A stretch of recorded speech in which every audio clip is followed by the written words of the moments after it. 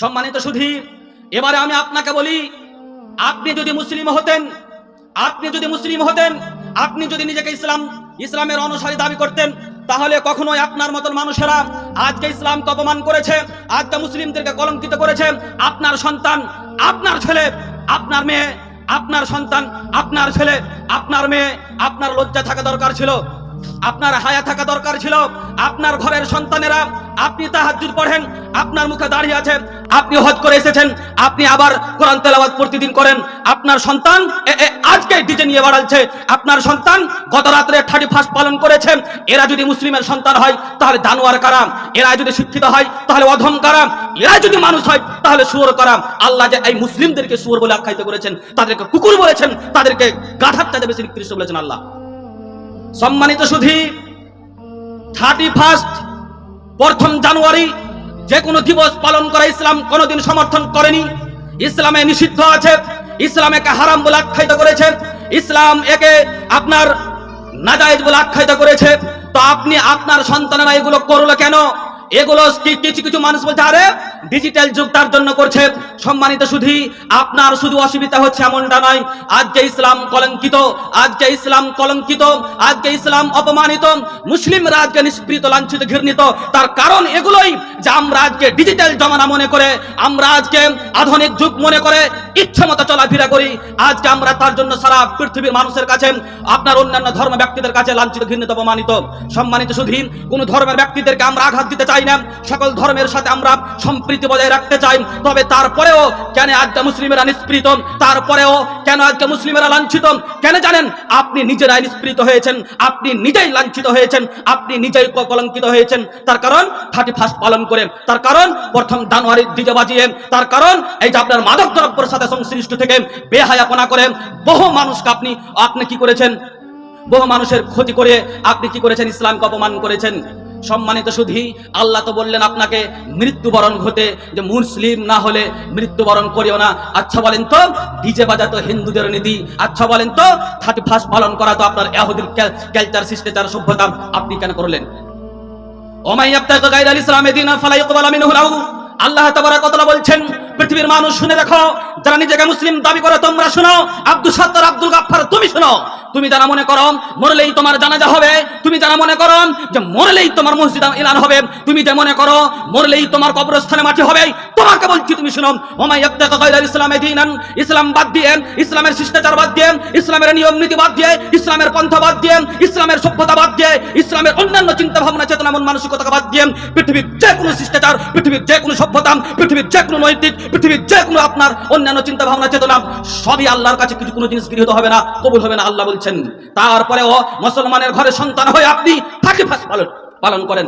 আপনি অপমান শুধু নন, আপনি 200 কোটি মুসলিমকে অপমান করেছেন। শুধুমাত্র আপনি অপমান হননি, আপনি ইসলামকে অপমান করেছেন।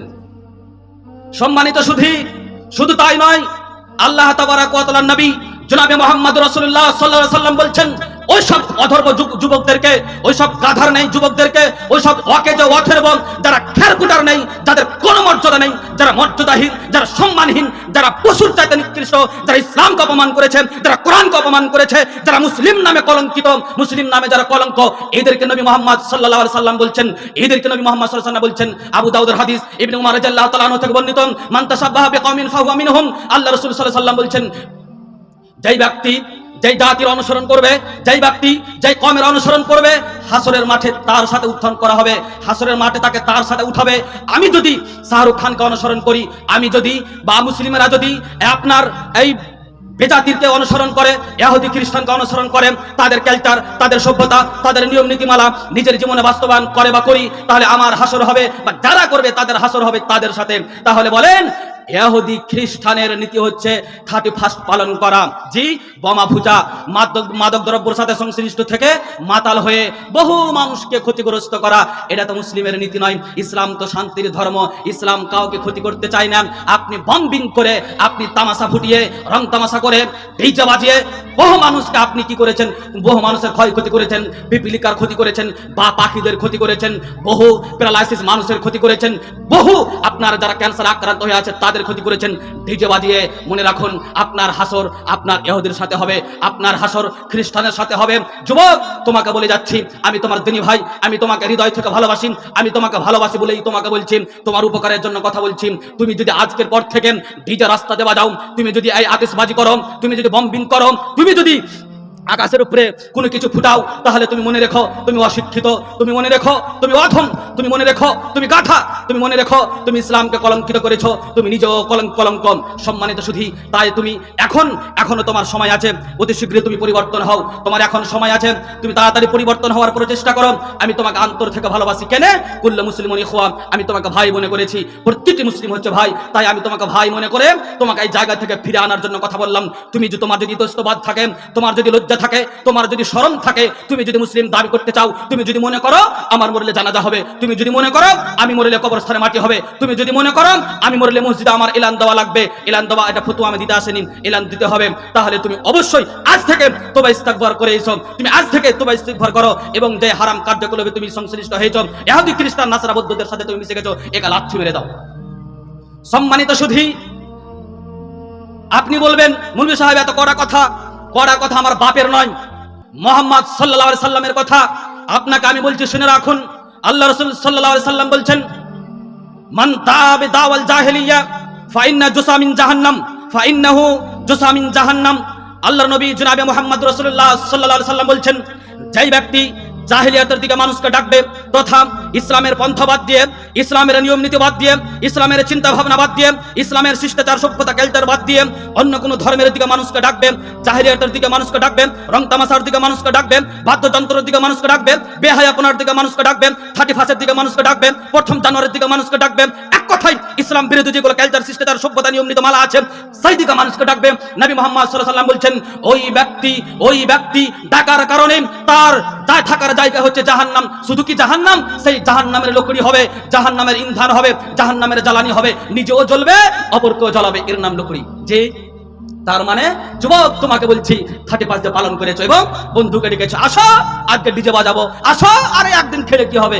একদিনের সময় তুমি জানো অথম ওকে তো অথর্ব, একদিনে গোটা পৃথিবী উলটপালট হয়ে যেতে পারে, এক সেকেন্ডে দুনিয়া ধ্বংস হয়ে যেতে পারে, এক সেকেন্ডের দাম প্রায় কোটি কোটি কোটি টাকা মনে করতে হবে তোমাকে। যুবক তুমি অথম কেমন করে হলে? তোমার কাছে তো কোরআন আছে, তোমার কাছে তো আইডিয়াল নবী মুহাম্মদ সাল্লাল্লাহু আলাইহি সাল্লাম আছে, তোমার কাছে সর্বশ্রেষ্ঠ দ্বীন ইসলাম আছে, তারপরে তুমি অথম কি করে হলে গাধা?